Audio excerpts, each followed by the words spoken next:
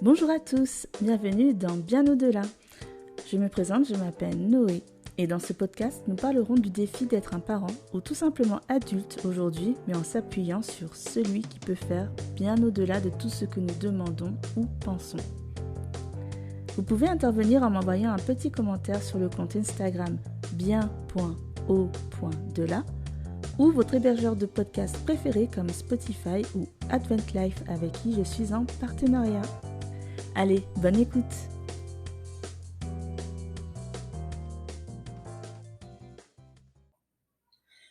Bonjour à tous, bonjour à toutes.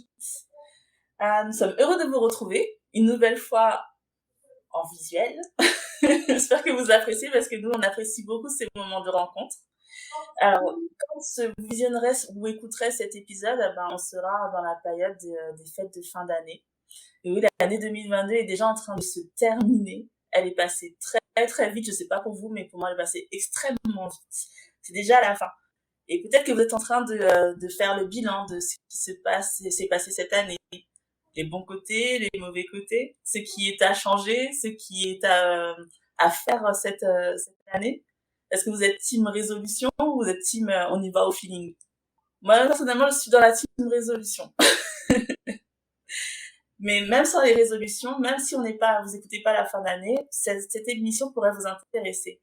On va parler des changements que l'on peut effectuer dans sa vie, qu'on peut voir dans sa vie. On va parler de s'épanouir. Mais s'épanouir sous la vision de Dieu. Après tout, la parole de Dieu nous dit, bien-aimé, je souhaite que tu prospères à tous égards. Alors, pourquoi pas avancer? Pourquoi pas? Mais en même temps, elle nous pose d'autres dilemmes parce qu'elle nous dit d'être humble, elle nous dit de mourir à moi, de laisser Christ prendre la place.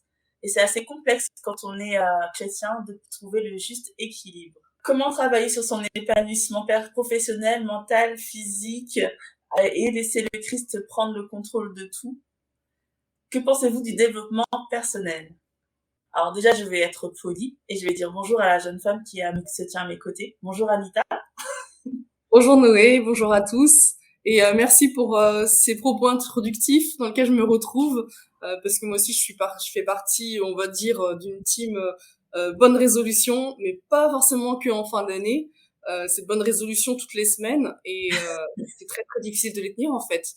Donc j'espère que pour ce podcast, pendant cette émission, on aura les clés pour nous aider à tenir nos bonnes volontés. Amen, amen. Mais on va parler des bonnes résolutions, on va parler de qu'est-ce que c'est une bonne résolution, on va parler de développement personnel. Alors restez avec nous parce que en plus Anita et moi, on a choisi une invitée. Vous la connaissez très certainement.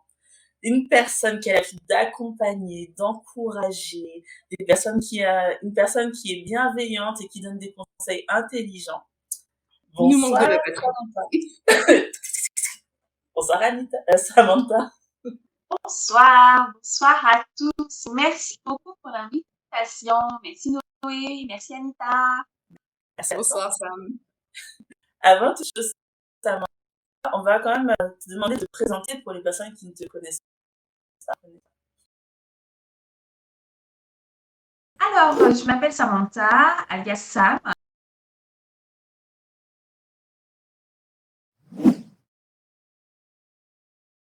Je suis travailleuse sociale depuis de très nombreuses années, maman d'un ado, mais depuis 2022, je suis surtout la fondatrice de l'Académie OSE. OSE Academy, c'est un centre de relation d'aide et d'apprentissage, c'est un centre de relation d'aide où j'accueille tous les chrétiens, toutes les personnes en général qui sont en quête de sens, qui ont besoin de déconstruire certains schémas pour se reconstruire et qui ont surtout besoin d'être guidés.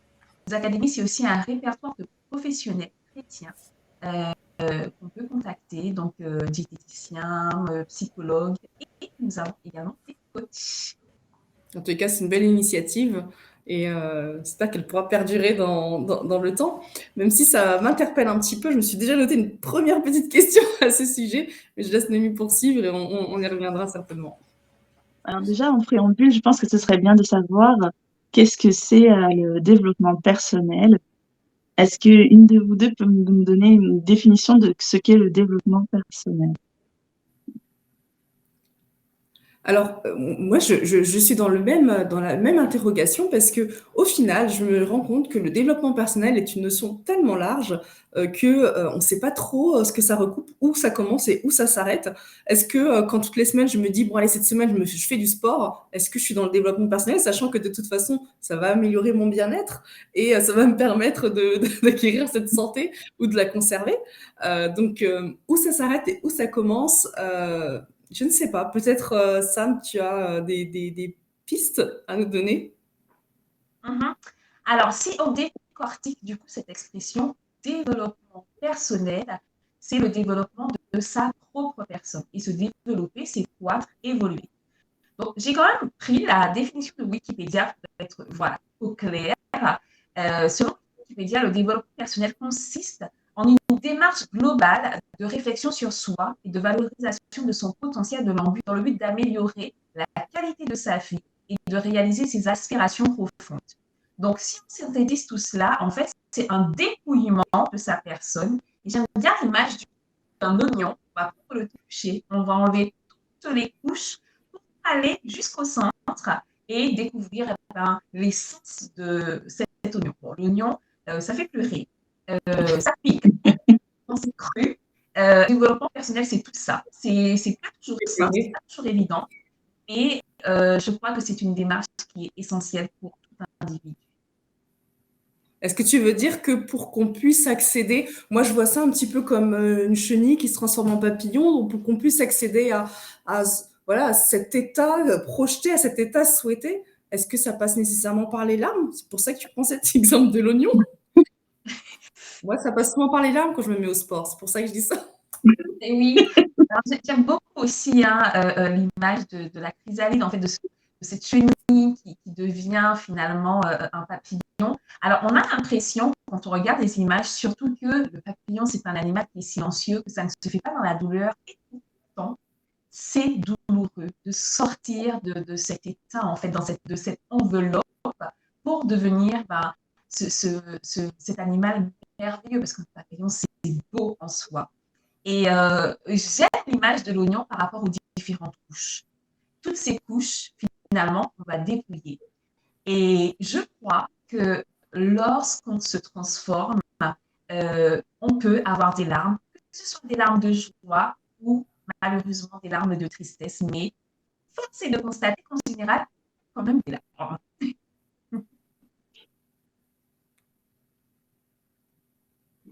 On parlait en propos introductif de cette posture du chrétien, cette posture donc d'humilité qui veut que, on le sait, hein, cette image du développement personnel, bon, ça demande nécessairement un travail d'introspection, donc se centrer sur soi-même, et on a l'impression parfois que le chrétien n'est pas légitime à faire ce travail, en tous les cas dans la continuité, parce qu'il doit se centrer sur Christ, sur sa relation avec Dieu, et que grâce à cette relation avec Dieu, grâce à cette faculté de se centrer sur Christ par la prière, par la méditation de la parole, eh bien, il accédera à ce niveau supérieur, à cette étape supérieure qui nous mènera jusqu'à la Nouvelle Jérusalem. Et donc, ça ne doit pas passer par le développement personnel. Est-ce que parfois, dans les rencontres que tu as été amené à faire, tu as ressenti cette petite réticence des chrétiens ou cette petite ambiguïté, ce petit malaise, ou pas du tout? Alors, très sincèrement, Aux Académies, c'est un projet que Dieu m'avait déjà mis à cœur depuis plusieurs années en arrière. Un projet que je n'ai pas voulu lancer au début, quand il m'en a parlé. J'ai jeté un pavé dans la mare en espérant que ce soit quelqu'un d'autre en fait qui fasse ce travail-là.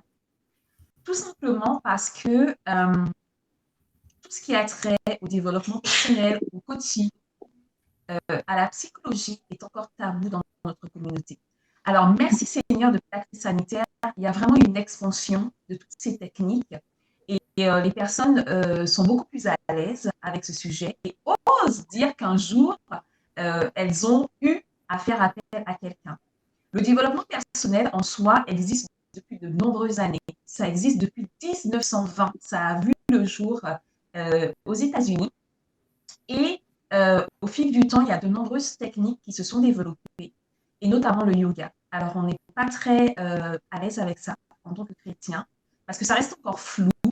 Et il y a d'autres techniques comme l'hypnose, par exemple, la relaxation ou même la sophrologie. Ce sont des techniques qui font partie du développement personnel. Ce qui est compliqué, c'est quand finalement on est autocentré et que le développement personnel devient égoïste, purement égoïste. On devient en quelque part un petit Dieu finalement. En tant que chrétien, on est déjà dans cette démarche personnelle avec Christ parce qu'il nous accompagne finalement sur le chemin de la foi. Il nous accompagne au quotidien à devenir cette version de nous-mêmes quand il dit que nous devons être renouvelés que nous devons justement opter par le renouvellement de l'intelligence. Comme Noé l'a dit, je souhaite que tu prospères à tous égards. Donc, ce n'est pas un travail qui est fini en soi, c'est un travail qui doit être permanent jusqu'à ce qu'il revienne. Et c'est ce qui fait défaut en fait à cette pratique. C'est toutes les dérives qu'il y a pu y avoir et qu'il y a encore d'hommes qui ont voulu en fait s'approprier le développement personnel pour en faire une science qui finalement peut perdre des personnes. Derrière, c'est devenu même un business parce qu'il y a tellement de personnes qui sont en quête, en recherche de réponses qu'il y a matière à en faire quelque chose qui rapporte de l'argent. C'est vrai que justement, en faisant nos petites recherches pour ce thème, on a vu en fait que le business le domaine du domaine personnel est devenu vraiment, comme tu dis, un véritable business. Ça rapporte des millions, voire des dizaines ou des centaines de millions par an euh, en coaching, en livres, en accompagnement. Et comme tout accompagnement qui vient des hommes, on peut se poser des questions justement, est-ce qu'il y a des techniques, des développements personnels qui peuvent être un danger pour le chrétien? Tu l'as dit, il y a le yoga, il y a l'hypnose. Est-ce qu'il y a des choses plus insidieuses? Par exemple, ça peut peut-être paraître fou ou normal pour certaines personnes, mais il y a des chrétiens qui font encore le lien, par exemple, entre euh, se développer, être soi-même et l'horoscope, par exemple. Exactement. La difficulté dans toutes ces pratiques, c'est d'animer notre foi. Et quand notre foi n'est pas dirigée vers Christ, on croit en tout ce que l'autre nous dit, nous vend finalement, et on croit en l'homme. Et dans la Bible, finalement, j'ai envie même de dire que ça existait déjà. Parce que c'est tous les hommes, toutes les femmes qui n'arrivaient pas à rentrer dans cette relation personnelle avec Dieu dépendaient de ce que leur disait un homme et dépendaient aussi d'un faux Dieu.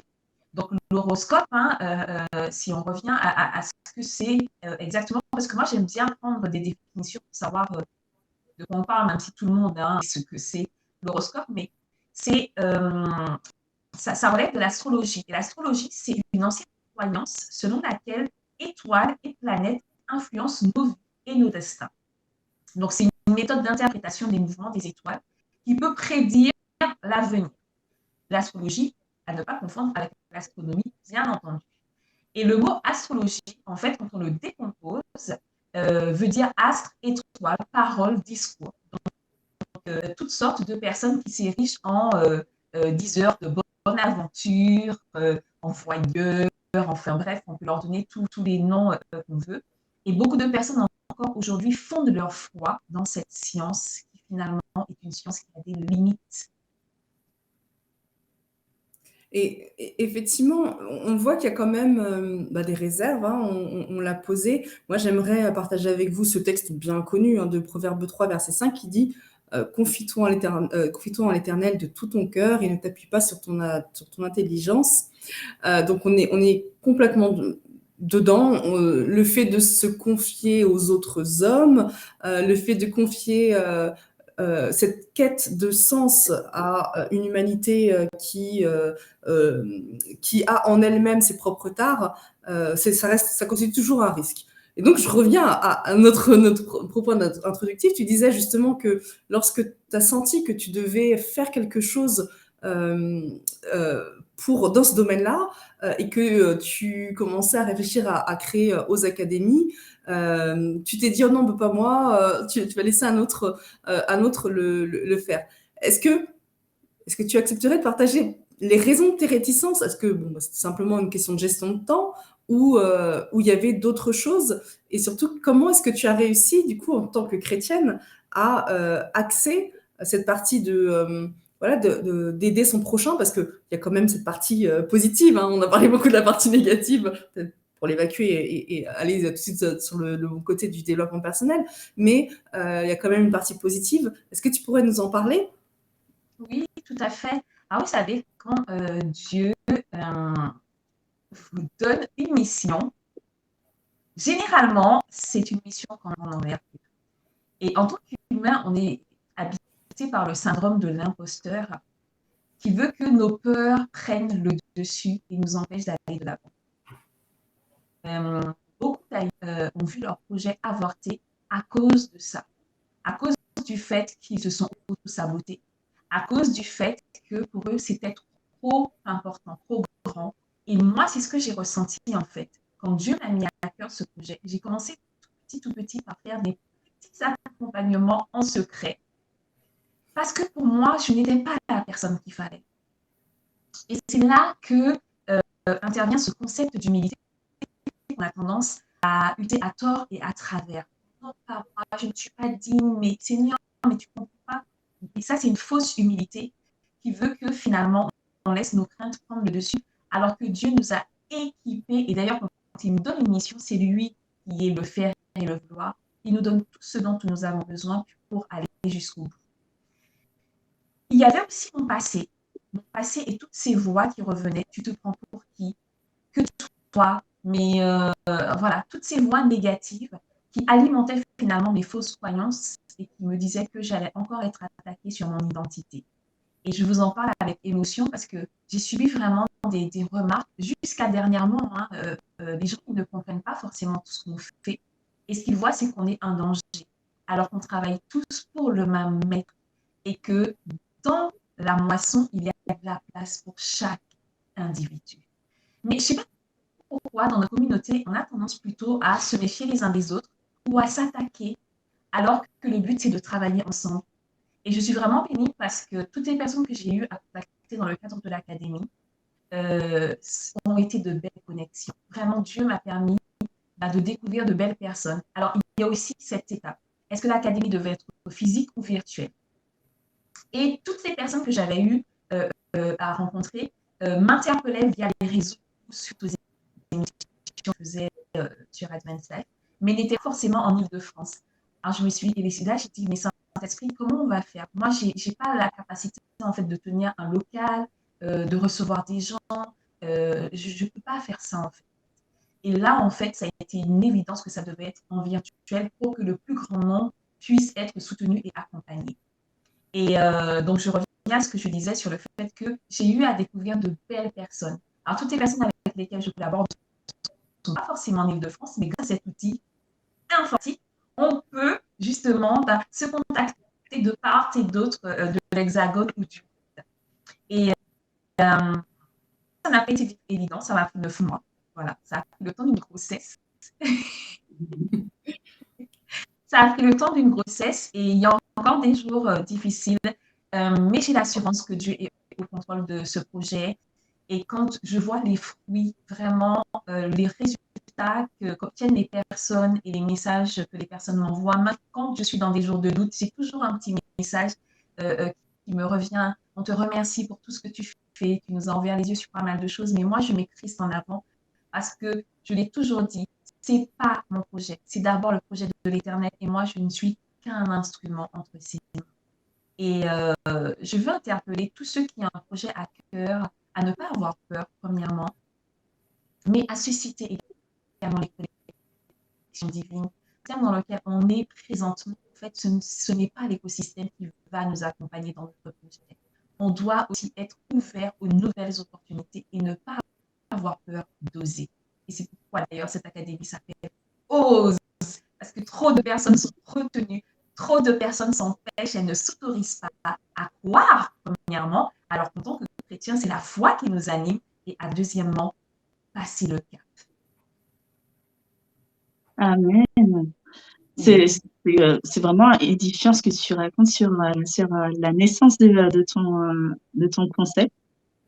Parce que on se rend compte que vraiment, ben, Dieu, quand il te donne un projet, là, c'était un projet pour aider les autres, pour les aider à grandir, à s'épanouir. Eh ben, il a commencé en tout premier par toi, à te faire sortir de toi-même déjà de tes sentiers pour pouvoir être à même aussi d'aider les autres aussi encore mieux à sortir de leurs sentiers et de les aider à évoluer. Et ça rappelle aussi une histoire de la Bible avec Anne et Elkanah. La Elkanah qui a deux femmes, Pénuel et Anne n'arrive pas à avoir d'enfants. Pénuel a des enfants et elle est triste à cause de ça. Elle sent quand même le manque qu'il y a en elle de pas être une maman, de pas donner d'enfants à son mari.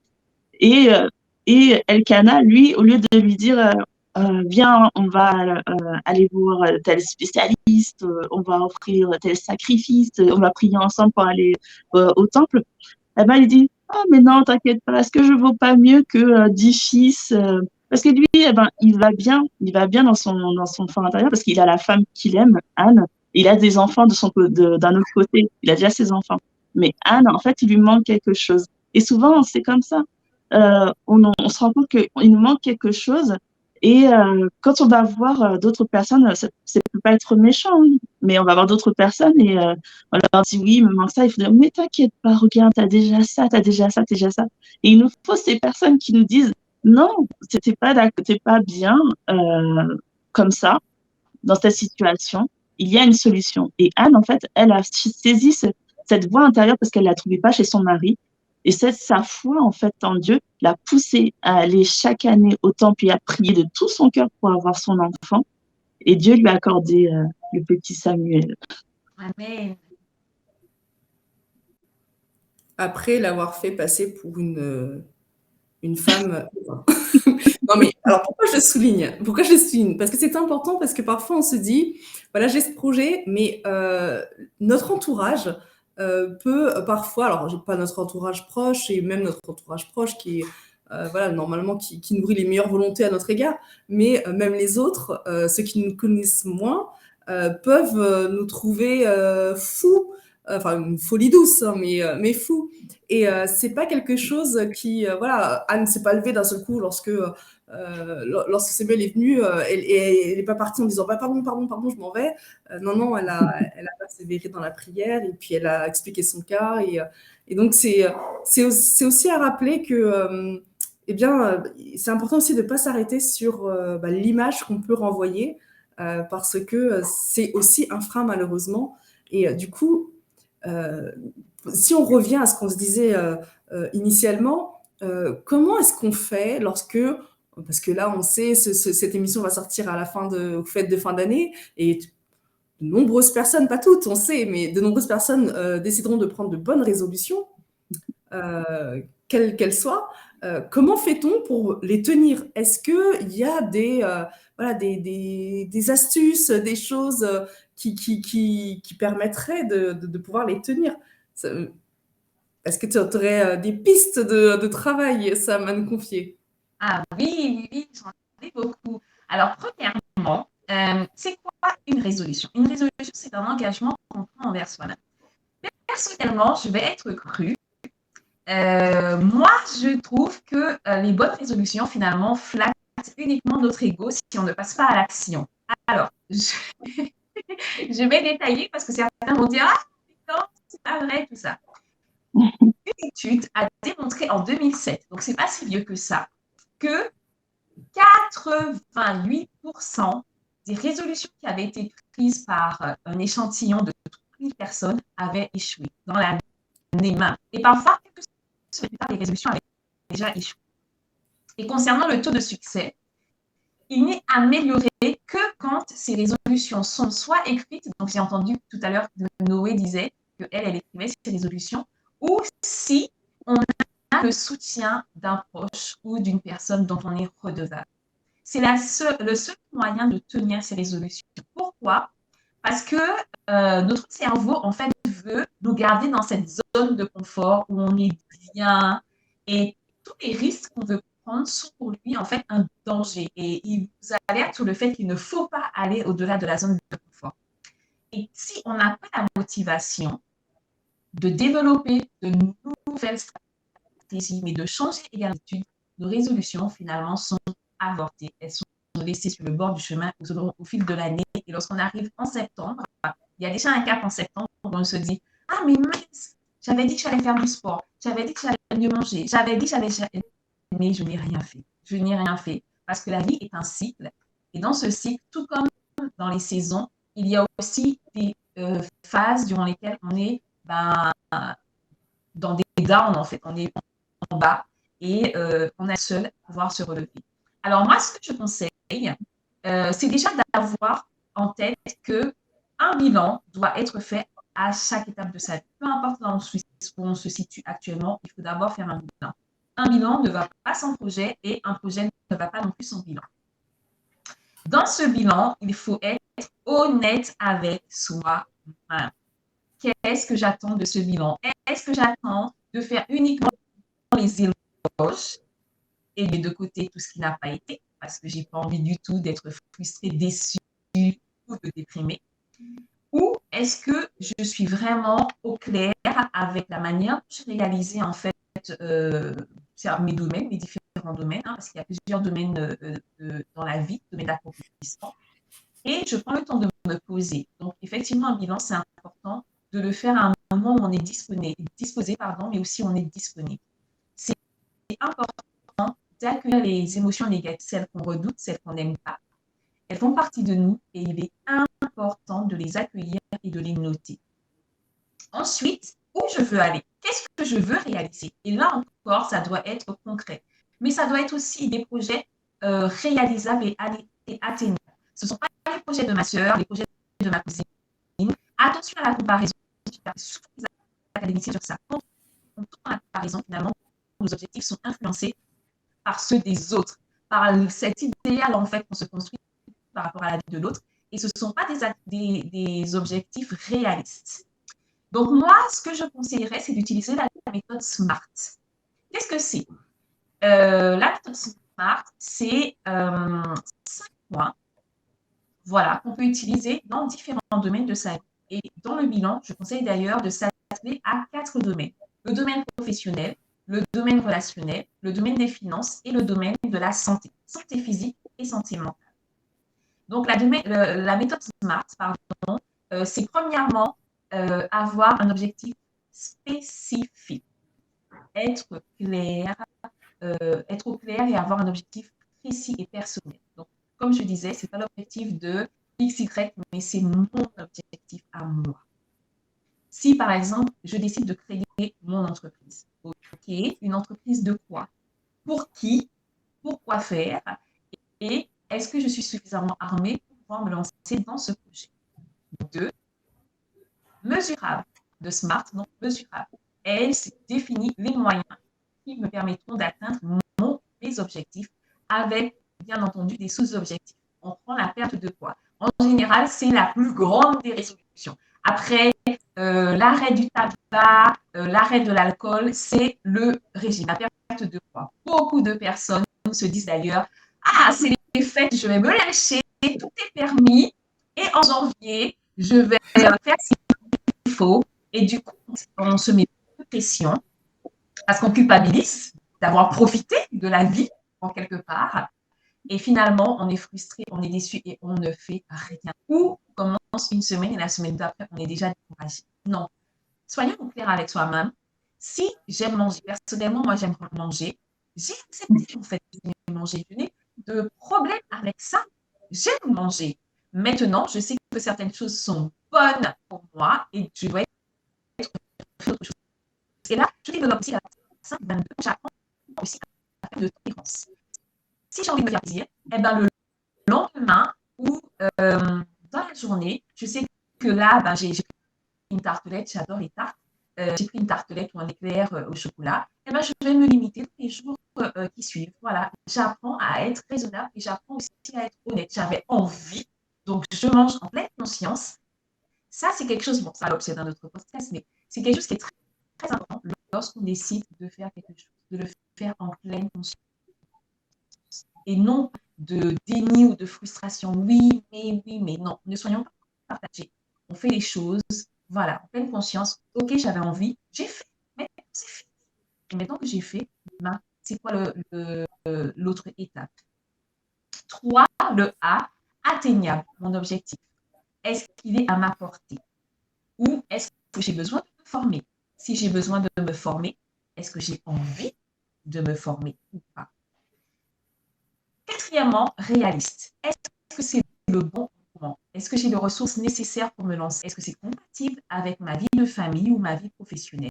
Et on en revient à mon envie. Est-ce que j'en ai vraiment envie? Parce que parfois, quand on revient à la perte de poids, on se dit je dois. Mais le cerveau, lui, il ne comprend pas je dois. D'ailleurs, quand on lui dit je dois, il se braque. Très clairement. On sent d'ailleurs qu'on a des réticences à l'intérieur de soi. Notre cerveau doit vraiment devenir malléable et il faut apprendre aussi à comment on dit ça? J'allais dire le formater, mais il y a d'autres termes. Bref, ça ne vient pas. Aussi à le moduler avec des petites stratégies, mais aussi avec ah là là, le terme m'échappe, mais la communication en fait verbale. Mais le terme est différent, mais ça me reviendra tout à l'heure. Ensuite, on finit par le 5, temporel. Se fixer une date de début, mais également une date de fin. Et ça, on ne le fait jamais. Je veux faire un régime. Ok, tu commences quand? Et quand est-ce que tu veux que ton régime s'arrête? Je veux me mettre au sport. Ok, combien de fois par semaine? Combien de temps, penses-tu que tu vas tenir ce rythme-là? Et c'est un engagement qu'on prend avec soi, mais c'est un engagement qu'on prend également avec la conscience. Parce que le cerveau, en fait, a différentes zones, notamment le lobe frontal qui, parfois, voilà, on se casse la tête là, parce qu'on a envie, mais on est retenu. On est tous dans cette ambivalence. Donc, il faut aussi se mettre des objectifs clairs, se fixer du temps, réaliser aussi, prendre le temps de se demander si c'est réalisable, réaliste, et si c'est à notre portée. Donc, la méthode SMART, c'est celle que je recommande en tout cas pour réaliser ces résolutions si on en prend. Et si on n'en prend pas, se demander pourquoi d'ailleurs je ne prends pas de résolution. Est-ce que c'est parce que c'est une coutume voilà, qui fait partie de la francophonie, que ça ne sert à rien, que je n'y crois pas? Ok, d'accord. Mais par contre, si on ne prend pas de résolution, il est vraiment important de définir plusieurs projets pour son année. Sinon, on reste finalement dans une énergie où on voit les autres réaliser des choses et on est constamment dans cette frustration, dans cette envie, dans cette jalousie, alors que nous, on a un plein potentiel à mettre en place. C'est intéressant ce que tu dis, ça signifie que l'homme, même en dehors des textes bibliques, doit, pour se réaliser, moi, quand j'entends se réaliser, nécessairement, je pense à la pyramide de Maslow, et donc cette cinquième étape de révélation de soi, qui fait partie, donc pour ceux qui sont pas au fait de cette pyramide, donc des besoins fondamentaux de l'humain, qui passent donc par différentes étapes, la sécurité, alors je les ai pas toutes en tête, mais bon, la sécurité, l'alimentation, le lien, l'appartenance, le lien avec les autres, la société, pour arriver au final à s'accomplir dans des réalisations de projets. Tu veux dire que c'est fondamental et que on ne peut pas, si je comprends bien, si je détourne un petit peu des propos, ça voudrait dire qu'on ne peut pas être quelqu'un d'accompli, de serein. Donc, quand je dis serein, accompli, c'est quelqu'un donc qui sait s'ouvrir aux autres, qui sait recevoir des autres. Si on ne forme pas de projet et si on ne les nourrit pas, c'est ce que tu veux dire? Alors, moi, je pense que lorsqu'on ne se fixe pas de projet, on reste dans la zone de confort.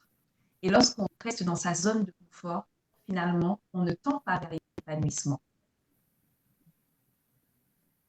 Il faut voir, il faut en fait étendre, j'aime beaucoup ce verset qui dit « étends les limites de ta tente ». Alors, j'ai plus la référence,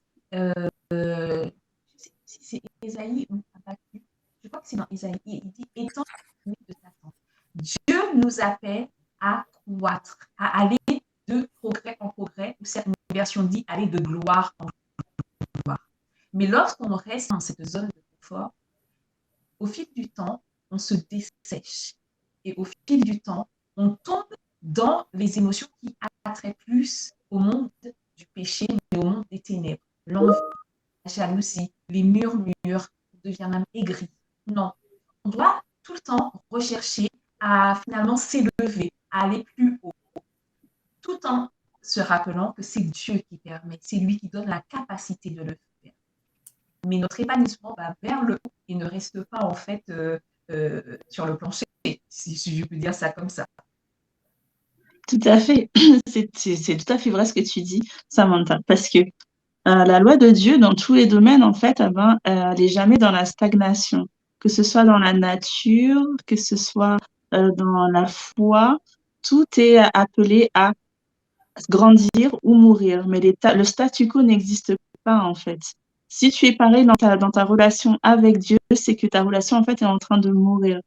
Et dans les autres domaines de notre vie, c'est pareil.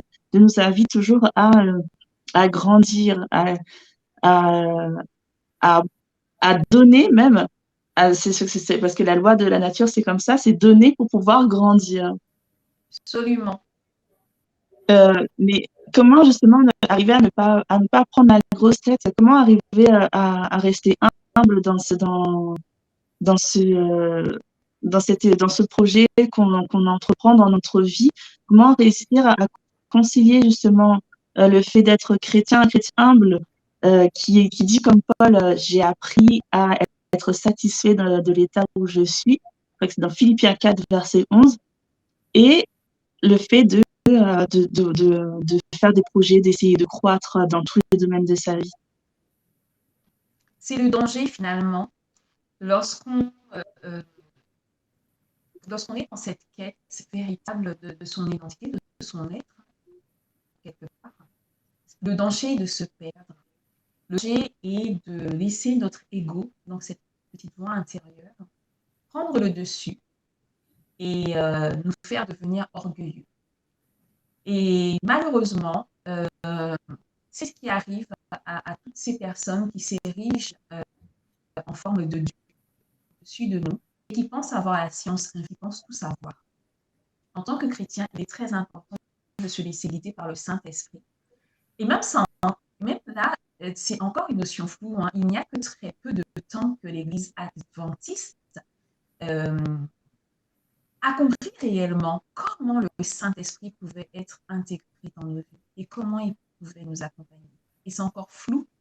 Notamment, on le voit pour nos enfants, on leur dit, mais donne-nous le Saint-Esprit, de guider, de t'éclairer. Mais c'est abstrait finalement. C'est abstrait parce que c'est pas palpable et parce que c'est une nouvelle voie parmi toutes ces voies qui existent déjà au-dedans de nous, notamment la voie de l'ego. Comment faire pour réussir à garder le cap? Moi, je crois que c'est un exercice permanent. C'est de revenir en arrière. Et tu as utilisé un terme tout à l'heure qui a fait écho en moi, c'est mourir à soi. Revenir un peu en arrière et tout constamment demander, Seigneur, est-ce que je suis dans ta volonté? Est-ce que c'est vraiment toi qui m'as parlé? Est-ce que c'est vraiment toi qui m'as donné la direction? Et le meilleur facteur qui sera indispensable, c'est le facteur temps. Et c'est ce qui nous fait défaut aujourd'hui, le manque de patience. Et c'est ce qui fait que de nombreux hommes, de nombreuses femmes, préfèrent aller taper à la porte de X, Y, Z pour avoir des réponses parce que c'est accessible. L'horoscope, ça tombe tous les jours. Tous les jours, j'ai une révélation sur ma vie. Alors qu'avec Dieu, les réponses peuvent être oui, elles peuvent être non, elles peuvent aussi être attends. Et ça, on n'aime pas ça. On n'aime pas ça en tant qu'être humain, de plus en plus d'ailleurs, hein, parce que là, on est en train d'éduquer une génération micro-ondes où tout doit aller très vite, tout doit être consommé rapidement. Mais une fois qu'on a consommé, il n'y a plus rien, c'est le néant. Et c'est pourquoi il est important de revenir constamment à la parole de Dieu. Mais qu'est-ce qui aime lire aujourd'hui? Soyons honnêtes. Qu'est-ce qui aime lire? Qu'est-ce qui aime approuver? Qu'est-ce qui aime prendre le temps de sonder les Écritures? C'est tellement plus simple d'aller sur YouTube et de consommer une vidéo, une émission, un message, un culte, que de s'asseoir avec sa Bible et son cahier pour attendre les révélations de l'Éternel. Et c'est ce qui nous fait défaut aujourd'hui. Donc, si on est suffisamment honnête avec soi-même et si on est suffisamment honnête avec Dieu, bah, c'est de venir devant lui et de lui dire, Seigneur, mais est-ce que je suis vraiment dans tes voies ou est-ce que je m'en suis écarté? Est-ce que c'est vraiment toi qui m'as donné cette révélation ou au contraire, est-ce que j'ai fait d'un homme, d'une femme, d'un ministère un Dieu qui a pris ta place? Ok, non, on vient de se prendre une gifle. Pour rebondir sur ça. Bah, je reste sur cette question en fait qui me taraude. J'ai ce passage d'Ésaïe 55 qui dit autant mes voix sont élevées au-dessus de vos voix. On voit bien que lorsqu'on recherche Dieu, en tant que je parle de la posture du chrétien évidemment, lorsqu'on recherche Dieu, c'est difficile de se dire je vais prendre du temps pour penser à moi. On vit tous des vies voilà qui sont rythmées de façon voilà très très la plupart strictes, donc quand on a un peu de temps pour finalement j'aimerais dire se poser pour réfléchir, et qui est nécessaire, hein, ce temps doit être pris chaque jour. On le sait, maintenant ça fait partie, et en plus c'est reconnu même en dehors du texte biblique, alors que Dieu nous avait toujours invités à faire ça quotidiennement, nous poser pour méditer sur notre relation avec lui et méditer sur des choses qui sont plus élevées que nous-mêmes. Et quand on utilise une partie de ce temps, parce que nécessairement notre journée n'est pas extensible, pour se dire bon bah maintenant je vais penser un petit peu à moi. Bon là c'est peut-être la mère de famille qui vous parle, mais comment faire pour se dire je suis sur le bon chemin au final? Parce que est-ce que vraiment dans le peu de temps que j'ai alors peut-être que c'est une autre chose, hein, peut-être là il y a des questions organisationnelles qui se posent, mais est-ce que vraiment un chrétien peut être légitime à se dire je prends du temps pour penser à moi, alors toujours avec ce risque effectivement de laisser l'ego prendre le dessus, mais prendre du temps pour penser juste à moi, juste à mes besoins, est-ce que vraiment c'est légitime? Oui, je comprends ta question. À un moment donné, de toute façon, on se retrouve tous à un carrefour de notre vie où on a besoin de réponses. Lorsqu'on cherche Dieu, si on le cherche avec sincérité, on se découvre également. Parce que lorsqu'on se met face à Jésus, ce miroir en fait, qui nous révèle qui on est, mais qui est aussi la partie la plus moche de notre existence, on découvre qu'on a des choses à travailler. Et c'est là où on se dit, là, il faut que je m'arrête et que je fasse quelque chose. Un des thèmes phares de notre discipulat, si on peut dire, parce que je préfère plus être disciple de Christ que dire que je suis chrétien, parce que pareil, hein, c'est un terme dans lequel on fait tout et n'importe qui, c'est le pardon. C'est là finalement que je vois si je suis vraiment la personne que Christ attend que je sois. Ou au contraire, si j'ai encore des choses à travailler. La vie, elle n'est pas linéaire, elle n'est pas figée et on se retrouve confronté à beaucoup de difficultés. Et parfois, également, on se retrouve au plus bas. Et nos temps de prière, nos temps personnels avec Dieu ne sont pas suffisants. On a besoin d'être guidé. Moi, d'ailleurs, cette semaine, j'ai dit au Seigneur d'envoyer un Élie dans ma vie. Même moi, je suis cette veuve avec son garçon qui attendait. Et parfois, oui, c'est difficile. Et cette semaine, je lui ai dit, Seigneur, envoie un Élie dans ma vie. Et envoie aussi des prophètes, envoie en fait des personnes dans nos vies pour nous révéler, premièrement, ton amour, parce que c'est dans le corps qu'on découvre l'amour. Seul, on est perdu. Comme dit Corinthiens 13, de toute façon, on résonne comme une cymbale.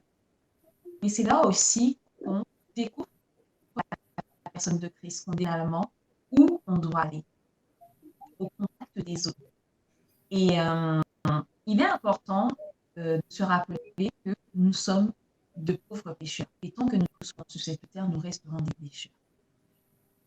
Et finalement, là où l'humilité prend vraiment son essence, c'est lorsque j'accepte aussi que j'ai des faiblesses, que je ne suis pas parfaite, je ne suis pas parfaite, et que l'autre en face de moi ne l'est pas non plus, mais que dans ces faiblesses et avec mes faiblesses, combiner peut être vraiment des éléments forts. On peut aller plus loin, on peut aller plus haut. Donc oui, la vie fait qu'à un moment donné, peu importe l'individu, peu importe son âge, il va devoir se poser et se dire là, j'ai des choses à travailler. J'ai besoin d'aide. Non, c'est pareil. Il y a un proverbe jamaïcain que j'aime beaucoup qui dit, alors excusez-moi sur la prononciation, I'm not English, c'est each one teach one, et ça veut dire chacun à apprendre de l'autre. Et c'est pareil chez les êtres humains, en fait. Et c'est ce que Dieu nous apprend. Donne et tu recevras, parce qu'il y a plus de plaisir aussi à donner qu'à recevoir. Et on est toujours béni en donnant qu'en recevant.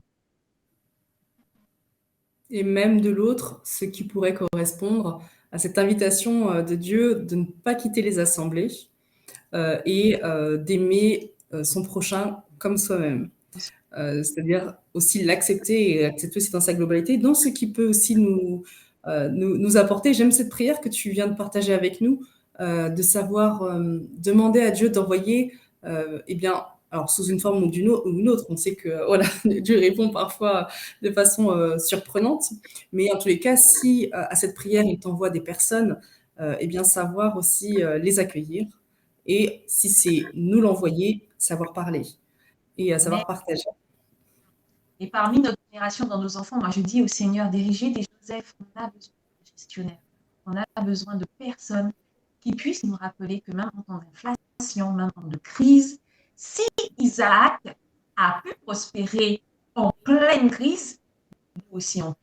Mais il faut le croire, et pour ça on a aussi besoin de mentors, on a besoin de personnes qui nous rappellent que c'est possible. Parce que parfois on est tellement acculé, envahi par les difficultés, qu'on n'arrive plus à entendre. On n'arrive plus à discerner. Et il suffit d'une personne, d'un message, d'une louange pour que ça reparte et qu'on se dise que c'est possible. Alors, je vais revenir sur quelque chose que tu as dit tout à l'heure. Choisissez une assemblée dans laquelle vous évoluez. Si vous êtes dans une assemblée et que vous souffrez, moi, je recommande vraiment de quitter cette assemblée et d'en trouver une autre, une assemblée où on pourra s'épanouir. Parce que l'objectif de l'assemblée, c'est de nous amener mais de nous amener à et non pas de nous étouffer. Et il faut qu'on fasse très attention à ça parce que je récupère beaucoup de personnes qui ont été blessées et il est difficile de les reconnecter à Christ.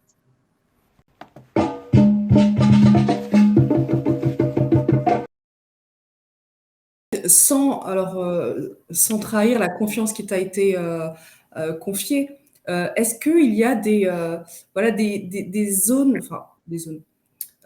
des pistes de travail qui sont finalement assez récurrentes chez les chrétiens, que tu es susceptible de rencontrer dans le cadre de Ose Academy, ou est-ce que c'est très divers et c'est en fonction des uns et des autres?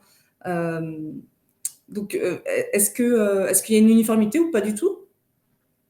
Alors, je vais juste te dire qu'il y a une thématique, une problématique, c'est une problématique qui revient beaucoup parmi les personnes avec lesquelles je me suis entretenue jusqu'à maintenant, c'est le manque de légitimité. C'est la Comment? Le syndrome de l'imposteur auquel tu faisais référence? Le manque de légitimité, c'est-à-dire ce manque de légitimité qui fait que je ne crois pas que j'en suis capable, je ne peux pas me le permettre, et du coup, j'ai du mal à développer cette estime personnelle pour moi-même.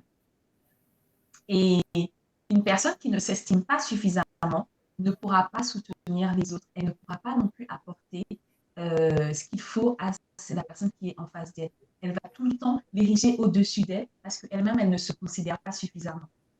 Et ce thème d'humilité, moi j'aime beaucoup aborder le thème de l'humilité, mais je crois qu'on l'utilise mal. On l'utilise pour finalement nous garder sous un étau, sous une espèce de joug qui fait qu'on ne s'autorise pas à parler, à penser, à croire également. Alors que la foi est extraordinaire, elle est sans limite. On doit croire que c'est possible. Et on doit aussi croire que notre passé ne nous définit pas. C'est pas parce que j'ai vécu telle ou telle péripétie dans ma vie qu'aujourd'hui je suis finie, je suis anéantie. Parce que les projets de l'Éternel ne sont pas épuisés. Chaque jour, ses volontés se renouvellent. C'est d'ailleurs une de mes prières quand je dis Seigneur, ce matin, je veux saisir tes bontés. Je veux saisir ce que tu as prévu pour moi. Je veux cueillir ce que tu as prévu pour moi par avance. Mais si constamment je reste finalement dans cette fausse humilité à me dire mais non, mais pas moi, c'est pas pour moi, mais c'est pour les autres. Je ne représente pas Christ comme ça. Non, en tant qu'enfant de Dieu, je suis la première à devoir jouir de ses bénédictions. Ce ne sont pas ceux qui dehors qui doivent les bénéficier, mais c'est moi, enfant légitime. Je dois justement témoigner de Christ et donner aussi envie aux autres de croire que c'est Dieu qui permet, et non pas tes propres forces, et non pas tes capacités, et non pas ton intelligence ou ton argent. C'est Christ qui t'a permis. Mais nous, en tant que chrétiens, on doit le crier. Moi, je dis, mais crier, c'est ça, donne le Christ en fait. Si on est constamment des chrétiens ternes qui se plaignent, qui pleurent tout le temps, ou qui sont dans ce mode de vie, comment dire, ce mode de vie un peu, il n'y a pas de vie en fait, où tout est mort finalement, tout est mort. Je crois en Dieu, mais je ne crois pas que ma vie peut s'améliorer. Je n'ai pas la joie de vivre, voilà. Alors que la Bible dit que la joie de l'Éternel, c'est notre force. Mais parfois, il manque de vivacité, il manque vraiment de cette vie, en fait, de cet engouement pour donner aussi envie aux autres de croire que Dieu est le rémunérateur de toutes choses. Donc moi, je suis contre ça, contre ce joug finalement qu'on s'impose du fait qu'à un moment de notre vie, ben, oui, on a eu des difficultés, on a subi aussi des choses qui nous ont finalement éteints. Donc, je rallume la flamme et je dis go, il est temps, il est temps, il est temps. Ça, ah ouais, moi je dis c'en est assez. On est assez. Il y en a marre de rester dans le statu quo. Les bontés de l'Éternel sont pour chacun d'entre nous et c'est à nous de porter la bonne nouvelle. Amen, amen. Amen. C'est vrai, comment on peut parler de bonheur d'être en Christ si on ne reflète pas cette image-là? Et le développement personnel, en gros, c'est ça, en fait. C'est que les gens, ils essayent de trouver par tous les moyens une source de le bonheur. C'est la quête universelle. Le bonheur. Le problème, c'est que certaines techniques de développement personnel misent sur la méritocratie. Par exemple, pour définir, si tu n'as pas, c'est que tu n'as pas travaillé pour. Il y a Steve Jobs qui disait si tu es né pauvre, ben c'est pas ta faute, mais si tu meurs pauvre, c'est que tu l'as choisi. Et c'est ça le problème du monde, et c'est ça que la mission du chrétien, c'est de montrer que oui, tu peux travailler sur toi, oui, mais la source de bonheur n'est pas forcément dans tes actions. La source du bonheur, c'est dans ce que Dieu t'a promis, dans la vie en Christ, et ce qui te permet d'avoir, ce qui te promet de te donner. Il faut juste axer ta source de bonheur sur du bon côté. Il faut bien comprendre en fait quel est l'objectif de l'Éternel. Et j'avoue que c'est de plus en plus difficile parce qu'on est vraiment dans cette génération où c'est tout de suite en fait. C'est tout de suite. On est vraiment dans cette consommation constante. Dieu ne nous a jamais dit que le bonheur était ici-bas. On travaille sur terre pour accéder à la vie éternelle. Mais tant qu'on sera sur la terre, il y aura des tribulations, il y aura des difficultés. Et si en tant que chrétien, on n'adhère pas à cette idée, on a beaucoup de difficultés à le présenter aux autres. Parce que justement, on va leur présenter un bonheur éphémère.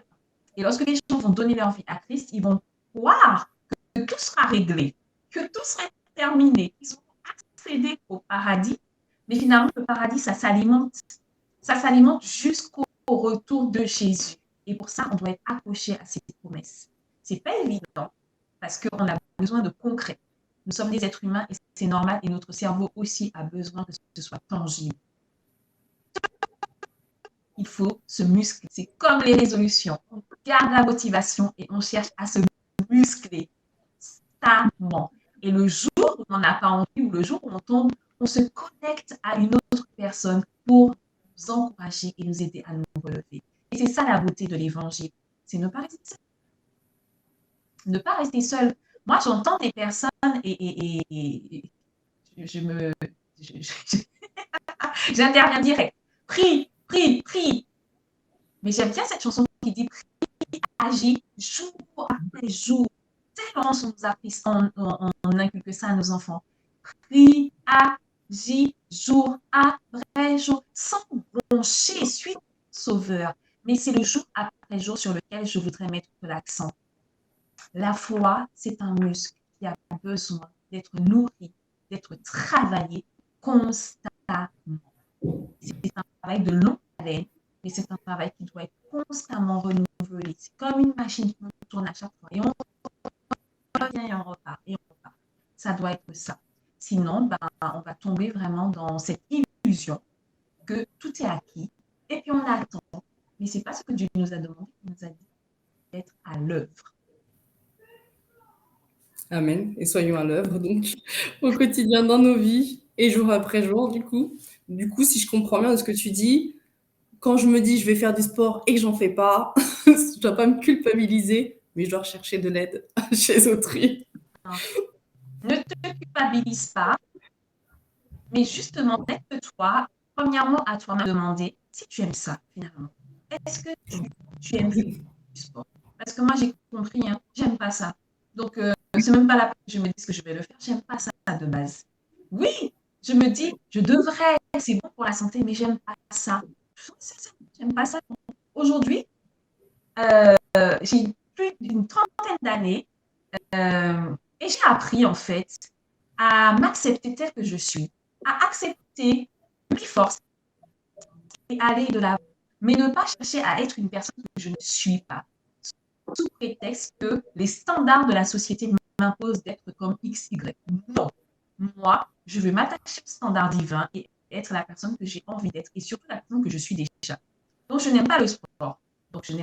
Par contre, je me suis acheté une montre qui m'interpelle à chaque fois que je reste assise trop longtemps. Donc, à chaque fois que j'ai un petit bip là, je sais qu'il faut que je me lève et que je me bouge.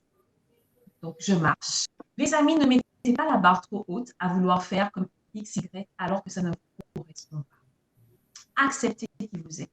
Tu aimes manger, tu acceptes que tu aimes manger, mais mange de bonnes choses. Des choses qui sont appétantes, des choses qui vont être bonnes pour ta santé, mais ne te prive pas puisque tu aimes manger. Ça ne sert à rien. Tu vas générer de la frustration et au moment où ton corps va t'alerter et te dire qu'il n'en peut plus, ce sera l'explosion et tu vas comprendre ça, c'est très mauvais. Donc, savoir s'écouter soi pour pouvoir aussi avancer, mais aussi savoir sortir de sa zone de confort pour pouvoir avancer. C'est pas simple tout ça. C'est pour ça qu'il faut être accompagné.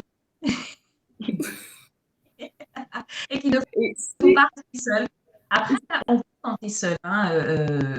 Mais quand on voit qu'on arrive à ses limites, il ne faut pas hésiter à demander de l'aide. Il ne faut pas avoir peur d'investir en soi.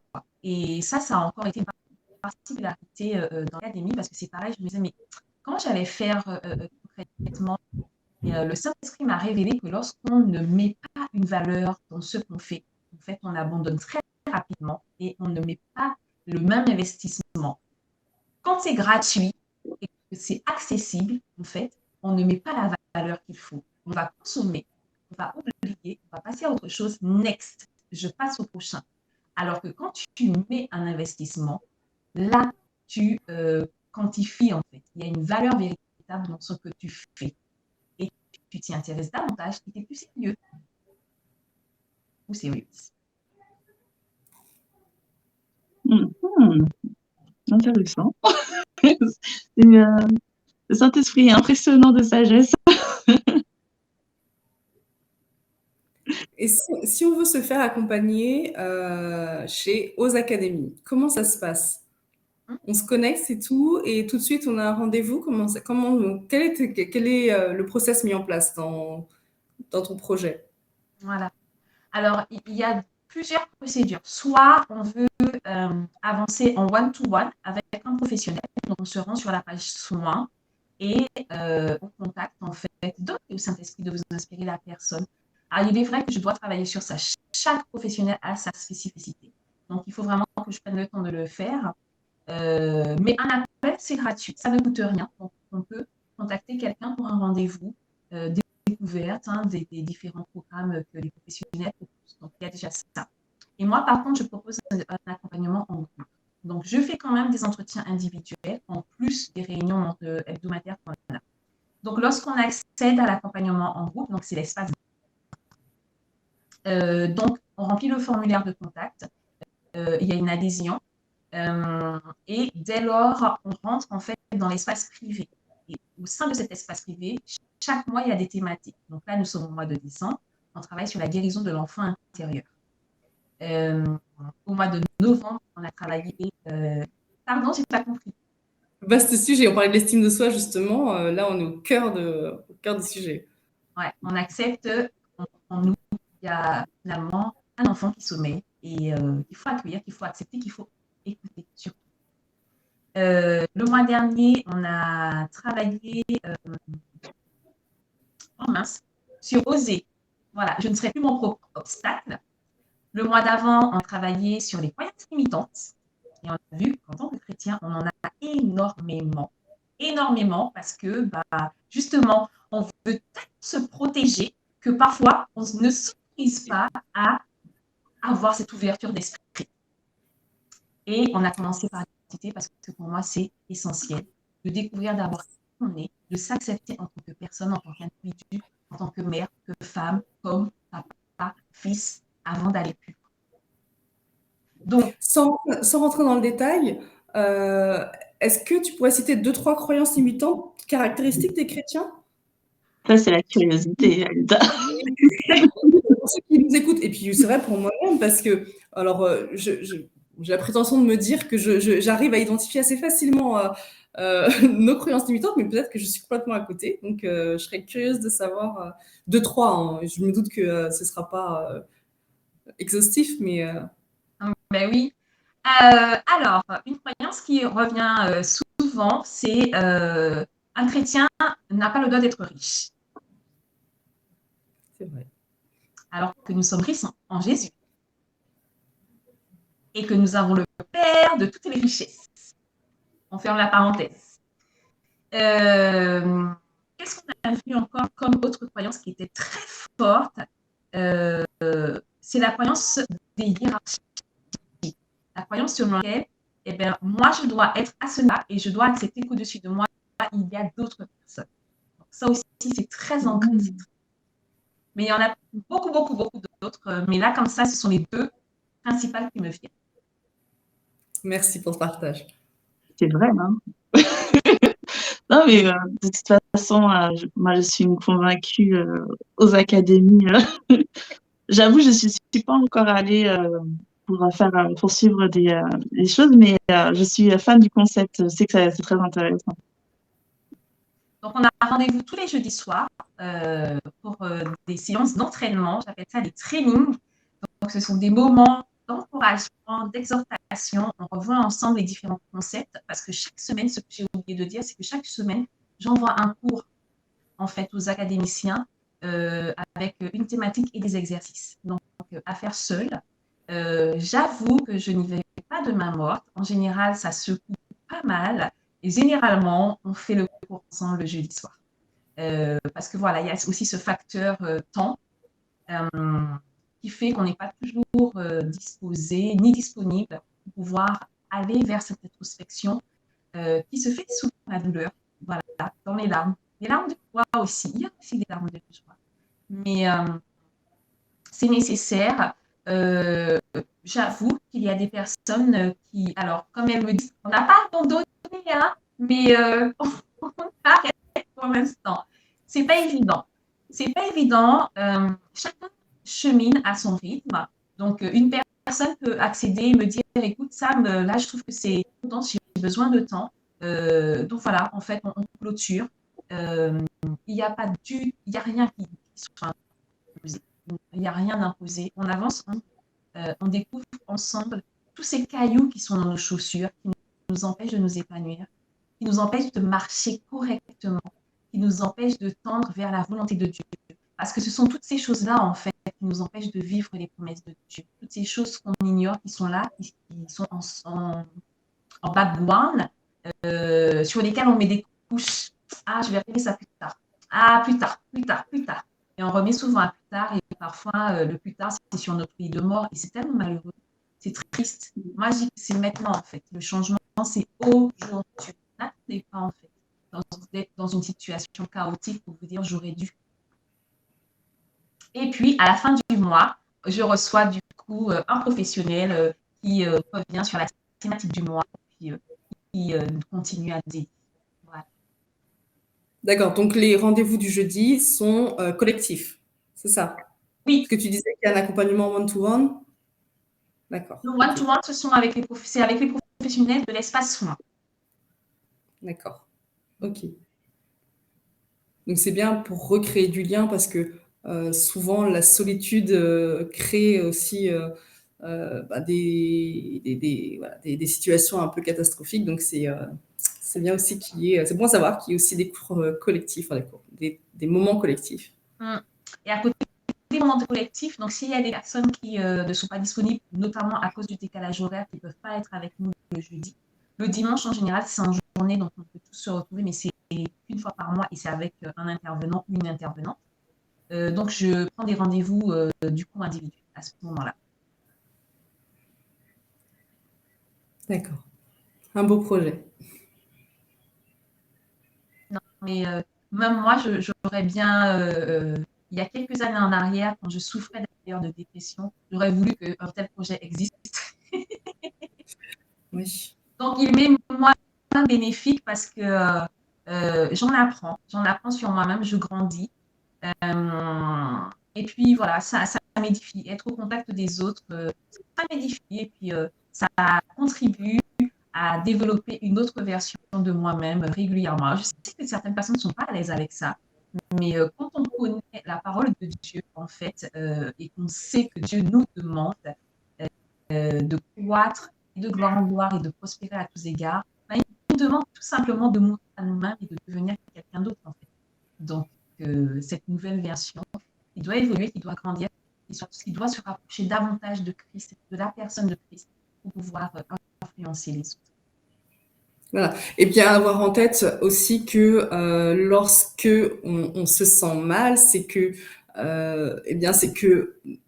notre subconscient, j'aimerais dire, nous parle et nous demande d'agir. Et lorsque l'on agit, quand on prend les choses en main, et bien ça nous permet aussi d'être plus en phase avec Dieu. Parce qu'on est plus en phase avec nous-mêmes et que Dieu vit en nous et que du coup on est plus en phase avec Dieu aussi. Donc c'est vrai que même si on l'a dit, hein, le développement personnel peut avoir ses dérives comme tout sur cette terre, eh bien il y a quand même cet aspect positif qui est important et du coup c'est important aussi de bien avoir en tête qu'il existe un pendant chrétien au développement personnel à travers notamment, je suppose que vous n'êtes pas les seuls sur ce credo, mais aux académies. Donc, merci pour ce partage et merci d'avoir accepté cet appel de Dieu aussi, de pouvoir monter cette académie et qui j'en suis sûre, fera énormément de bien autour d'elle. Samantha, oui, vas-y. Tu as répondu à beaucoup de nos questions. Est-ce que tu veux rajouter une dernière chose? Sinon, j'ai une dernière question pour toi. Oui, j'allais juste te dire, après, moi, je ne considère pas vraiment que j'ai fait du développement personnel. En fait, je fais de la relation d'aide. Je préfère dire ça, que je fais de la relation d'aide plutôt que du développement personnel, parce que c'est une notion qui peut porter quand même à confusion. Et je n'ai pas du tout envie qu'on compare ce que je propose au sein de l'académie à une autre technique voilà, qui serait un petit peu abstraite ou floue. Ouais, ça se comprend. Avant de se quitter, Samantha, on a une dernière question pour toi. Est-ce que tu as un verset ou un ouvrage, quelque chose à nous conseiller? Oui. Alors, mon verset phare, il est d'ailleurs sur le site internet de l'Académie, c'est Osée 4:6. Mon peuple périt par manque de connaissances. Le manque de connaissances nous tue. tue à petit feu. N'hésitons pas à nous renseigner, à nous informer et à nous former. Ne restons pas dans le statu quo. Parce que Dieu a des... Et il y a des choses, des relations qui sont en attente vraiment là. Dieu attend justement que nous puissions avoir cette pleine connexion avec lui pour qu'il puisse nous révéler des choses extraordinaires. Moi, quand je regarde un petit peu aux infos, donc je n'ai pas de télévision, donc parfois je suis très en retard par rapport à ce qui se fait dans le monde, et je vois que telle personne a découvert des choses, mais j'ai dit, mais c'est nous, en tant que chrétien, qui devait savoir ça avant lui, en fait. Donc, nous, on se fait voler. On se fait voler et il faut qu'on arrête de se faire voler. Pourquoi on se fait voler? Parce qu'on a toutes de croyances qui nous empêchent d'aller vers le monde, de nous ouvrir à tout ce qui se fait dans le monde, mais nous ouvrir aussi à la voie de l'éternel. Parce qu'on se dit qu'on a trop peur. On a peur et nos peurs nous bloquent, elles nous limitent. Donc, s'il vous plaît, méditez la parole de Dieu, mais surtout, rappelez-vous que dans la Bible, il y a un verset où l'Éternel qu'il est en attente de donner des révélations à ses fils. Alors, j'extrapole parce que j'ai plus le verset en tête, mais cherchez un verset qui parle des révélations de Dieu. Dieu a des révélations en attente pour nous, donc saisissons-nous de ces révélations-là. Un livre que je me suis acheté il y a quelques années, parce que moi-même, j'étais dans cette quête d'identité également, de par mon histoire, de par mon vécu, et j'avais aussi dû en finir avec certains cycles. Alors, dans le cadre du podcast, comme on est axé sur le développement personnel, je n'ai pas parlé des liens intergénérationnels qu'il faut parfois briser pour ne pas reproduire les mêmes cycles. Donc, moi, j'ai souffert de ces liens intergénérationnels. Il a fallu que je prenne autorité. Donc, ce sera un autre podcast. Mais en tout cas, un livre que j'ai acheté, je vais vous en parler, c'est un coach nommé Jésus. Voilà, Sophie Soria, donc vous voyez toutes mes notes là. En fait, j'avais acheté ce livre-là avant la crise sanitaire et j'ai profité du coup du confinement pour le lire. Mais j'avoue que je n'avais pas l'esprit ouvert, donc je n'ai pas adhéré. J'ai pas adhéré. Pourquoi j'avais acheté ce livre-là? Parce que justement, je voulais vraiment cheminer en ayant l'assurance que la personne qui me parle connaît Dieu, mais qu'elle ne me parle pas du soleil, de la lune ou de je ne sais quel Dieu là qu'elle aurait inventé. Donc, je voulais vraiment que ce soit une chrétienne. Donc, cette femme, elle est chrétienne, elle n'est pas bouddhiste, hein, bon, on s'entend. Mais c'est une coach, en fait, qui s'est fait baptiser parce que durant ses études de coaching, elle a découvert la personne de Jésus. Et elle a choisi d'en faire son coach. Et elle a choisi aussi d'axer toutes ses méthodes sur la parole de Dieu. Donc voilà, un coach nommé Jésus. Donc, elle m'a parlé de l'académie. Voilà, je l'ai relu, pardon, je l'ai ressorti. Et là, par contre, ça a été d'une évidence dans certains versets. D'accord, merci. Merci pour cette découverte. Je ne le connaissais pas. Tu connaissais, Anita? Pas du tout non plus. Donc, une découverte également. Mais oui. Ouais. Donc, du coup, j'ai fait de Jésus mon coach. Et ce que j'aimerais dire aussi à nos amis, c'est que Jésus, c'est le meilleur des coachs. Si on sait se laisser guider par lui, bien sûr. Et c'est super intéressant ce que tu dis sur le lien intergénérationnel. Et j'en profite pour faire une pub avec un petit peu d'avance, mais il va y avoir une émission sur ce thème-là, justement, de bien au-delà. Alors, suivez l'actualité. N'oubliez pas qu'on a un compte Instagram où on annonce les sorties d'épisodes. Et on va en parler justement, ce lien des traumatismes de parents, ceux qui transmettent aux enfants et comment briser en fait ces liens pour ne pas les reproduire. Très important. Et pour conclure, je citerai, qui est cité? Je prendrai l'exemple de Jabez, ou Jébet, je ne connais pas la prononciation du nom, qui a dans 2 Chroniques, qui est un garçon qui a subi en fait un peu, on voulait faire subir son destin. Son nom était a une connotation très négative, je ne l'ai pas en tête, connotation très négative, mais il a choisi une fois adulte, je pense, il a choisi de changer tout ça. Il n'est pas resté accroché à se lamenter ou à cacher son nom et avancer. Il a choisi d'avancer et avec l'aide de Dieu, sa vie en a été changée.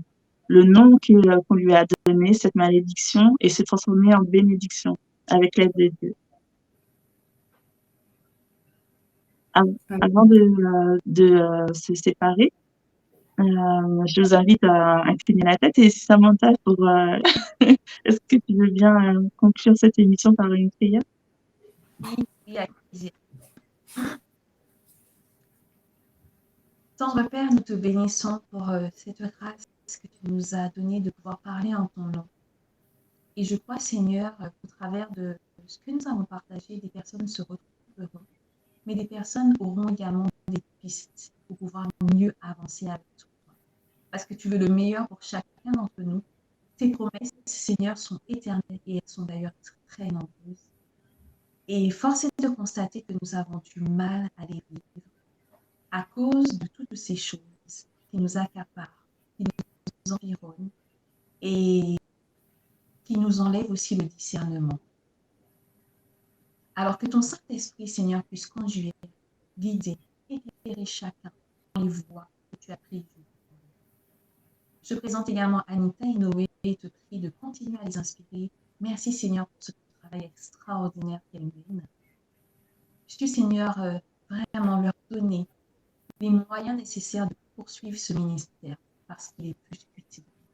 Nous avons besoin de tes révélations. Nous avons besoin, Seigneur, de marcher dans les sentiers de la justice à cause de ton nom, pas à cause de nous, puisque nous sommes de faibles, mais pour révéler la personne de Christ et pour révéler, Seigneur, que tu règnes en majesté dans nos vies et ce pour l'éternité.